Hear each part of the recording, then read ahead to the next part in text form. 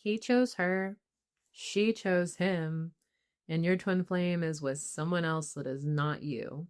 While you're here healing, waking up, wondering what is going on. Welcome back, everyone, to Twin Flames Universe.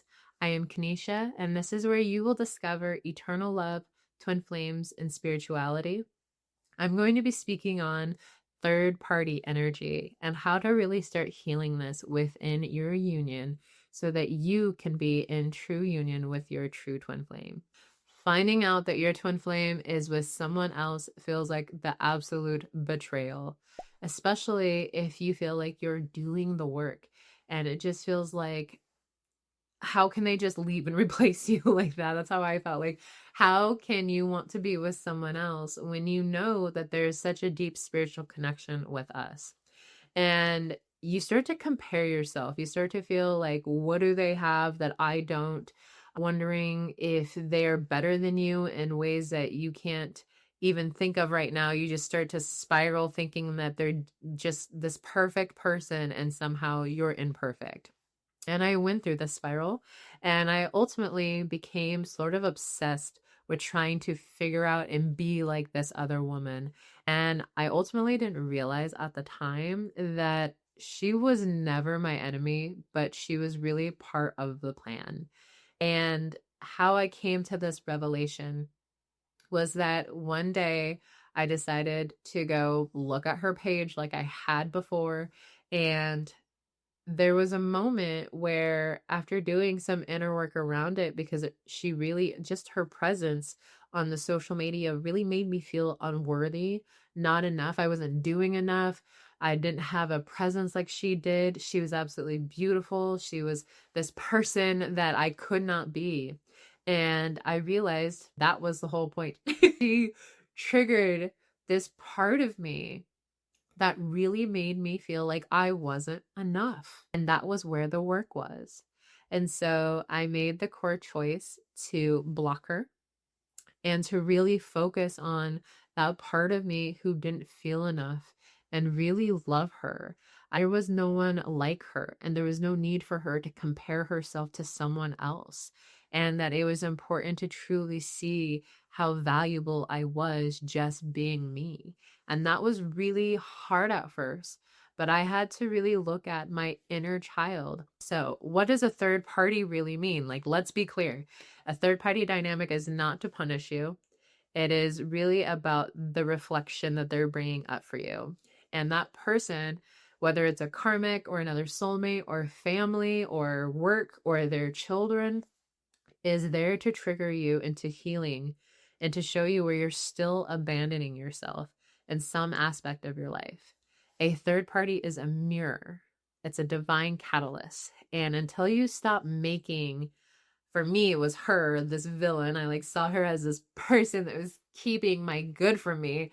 I couldn't see my own worth. And as I realized that this person actually had no power over my life, but that I was legitly handing over my power to her. I don't think she even knew I existed. But yet I am giving all of my power over to this person.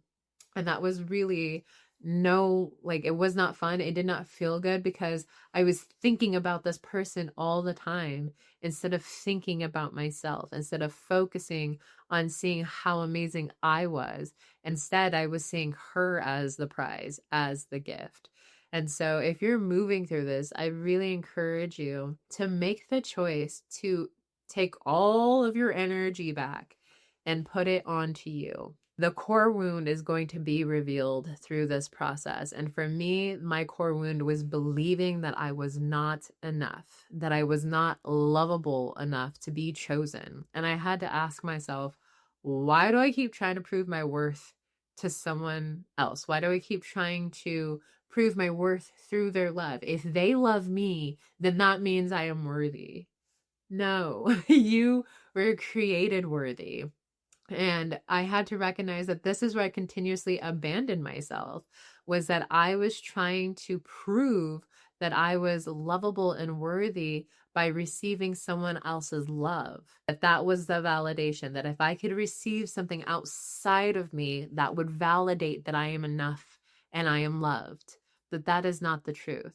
And that's when things started to really shift for me, was that I had to stop watching her or anyone else outside of me, and I had to start watching me and how I started communicating to myself, how I started showing up for myself, how I started loving myself, how I started working through the core upsets that would come up and realize these triggers aren't here to stop me from having the thing that I desire. These triggers are here to help me embrace the truth of what I desire, but that it's also showing me the belief that I'm holding on that's blocking me from having what I desire.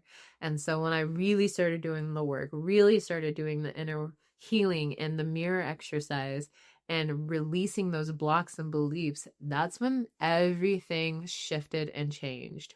And I finally saw a woman who was worthy with or without my twin flame.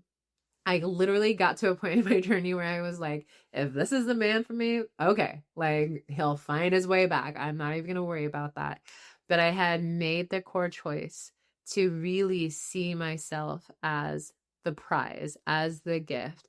I started to see myself as the one who really deserved it all. And instead of asking myself, how can I be the woman that he needs? I started to ask myself, how can I be the woman that I want to be? And is this man even the man that I really desire? Like, is he really who I want? And is he going to be a man that deserves me and is worthy of me too? So I had to start communicating with myself a little bit differently. And ironically, I had made a core choice to block her. And 2 days later, I had a conversation with my twin flame, and the conversation around shutting energetic back doors and sealing energy leaks. And one of the things I realized was me focusing on this woman 24/7 was literally an energy leak. It drained me to like think about this woman. And I made the core choice to stop doing that. And so I erased her from my social media. I made sure I couldn't find her on anything by just blocking her from things. And I made the core choice to seal up that energy leak. And 2 days later, we had a conversation. And in that conversation, he had revealed to me that he had also blocked her and that he had realized that there was no reason to continue pursuing that connection and that he was pursuing it for all the wrong reasons. I about fell over because I didn't think that was ever going to happen. I was like, he's never going to let go of this woman. I swear it's not going to happen. But he did. And that's because he mirrored back to me the core choice that I made, which was to not give any energy outside of myself, outside of my union. And he reflected that back. And I felt just all this love return back to me. And ultimately, it was because I really saw myself as valuable and as also as the only woman for my twin flame. That is the truth. You are the only person for your true twin flame. Like, they're seeking you but in other people, and that's because you're seeking outside of yourself instead of seeking yourself. I really hope that makes sense.